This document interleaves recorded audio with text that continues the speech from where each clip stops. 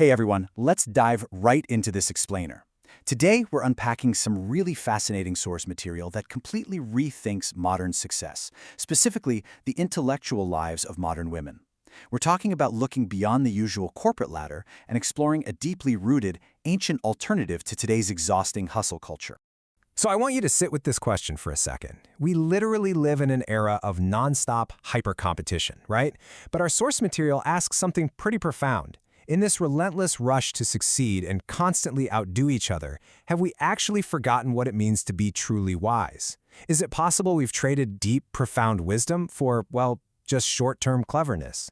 Keep that distinction in the back of your mind, because it's absolutely the beating heart of everything we're looking at today. Okay, let's jump into our first section, looking at the modern woman's struggle and the pressure of competing on historically male terms.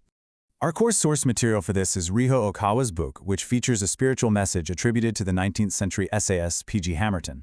We're specifically zooming in on Chapter 9 here, and the text issues a really stark warning. It argues that women today are increasingly being pressured into what it calls a masculinized pursuit of worldly status. Basically, women are finding themselves fighting under the exact same secular, cutthroat, highly competitive conditions that were, historically speaking, established by men. And the text observes that this is actually a massive trap. Simply mimicking those male competitive behaviors, fighting tooth and nail for the exact same secular status and wealth, well, it often just leads straight to spiritual burnout instead of any real, true fulfillment. The source makes the case that when success is defined solely by who can endure the most intense corporate battles or who can rake in the most cash, it forces people to completely neglect their inner lives. So for a lot of women aiming for this very specific conventional type of success, the end result isn't a feeling of profound accomplishment. It's actually a deep, heavy sense of spiritual exhaustion, which naturally makes you wonder, does the text offer us a completely different metric for a successful life? Well, it turns out it does.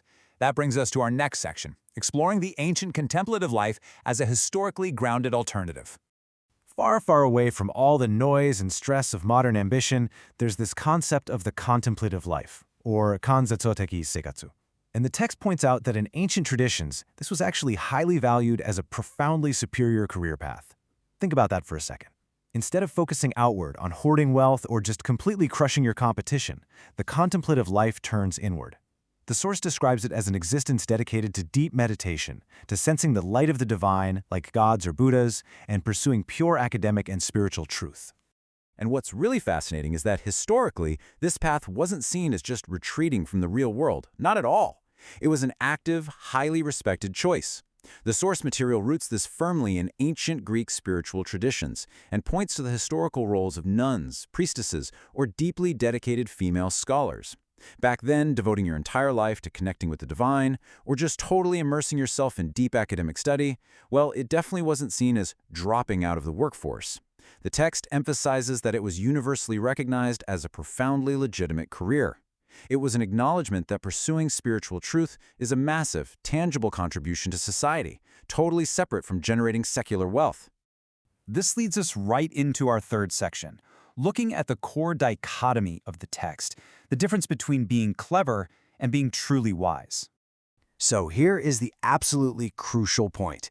There is this sharp contrast because modern society, as we know, often rewards being merely clever. But the source argues that real, lasting fulfillment requires the depth of being wise. Let's break this down a bit based on the text. The source uses the term clever to describe someone who is shrewd. You know the type, the person who knows exactly how to network, how to calculate every single relationship just for their own maximum personal gain. On the flip side, being wise means operating from a much deeper foundation of moral understanding. A wise person handles relationships not to see what they can extract from them, but with a public-spirited desire to actually contribute and genuinely understand other people. In fact, the text specifically critiques this modern trend where highly educated individuals might use their perfect exam scores or their elite pedigrees as almost a weapon to look down on others. According to this framework, that is literally just being clever in the worldly sense. Okay, great, you figured out how to beat the academic system. But if that elite education doesn't translate into empathy or into moral depth or into a genuine desire to lift others up, well, the source concludes that you completely lack true wisdom. So how do we actually bridge that gap? Let's move into our final section on cultivating true wisdom and elevating the modern career. To transition into this new paradigm, the text argues that we have to actively polish three specific traits: a fair mind, a public spirit, and an altruistic heart. The source material is very explicit about this, actually. Fairness means dealing with literally everyone, your boss, your peers, your subordinates, your family, without any bias or selfish calculations. Public spirit means looking beyond your own cubicle or your own bank account and asking how your work is actually impacting the wider community. And altruism, that's the genuine desire to see other people succeed. These are presented as the absolute required daily practices for someone trying to shift from a merely clever life to a truly wise one. The beauty of this is that by shifting your focus from pure self-interest to serving the greater good, you actually transform your daily grind into a modern contemplative practice. You absolutely do not have to quit your corporate job and move to a monastery to live this life. The source suggests that the modern equivalent of the ancient priestess or scholar is simply the professional who brings unshakable moral, religious, and altruistic values right into their everyday environment. Whether you are leading a massive boardroom meeting, just answering a mountain of emails, or managing a small team, doing so with fairness and a public spirit actually elevates that mundane work into a deeply spiritual and intellectual pursuit. There's a quote from the text that perfectly captures the ultimate goal of Hamerton's message for modern professionals. You must step up from being just clever to becoming a truly wise human being. The source completely acknowledges that being clever, being shrewd, and figuring out how to navigate the secular world might just be required to survive in modern society today. But the text argues it absolutely should not be the end goal. The true intellectual life, the one that prevents burnout and provides real, lasting fulfillment, requires us to step up. The author is challenging us to evolve past that self-serving hustle and really embrace the profound depth of genuine wisdom. So, I'm going to leave you with this final thought to reflect on, based on Hamerton's criteria for success. The source really challenges us to look in the mirror and ask, are our interactions purely transactional and clever? Or are we actively cultivating that contemplative, deeply moral wisdom that this ancient alternative describes?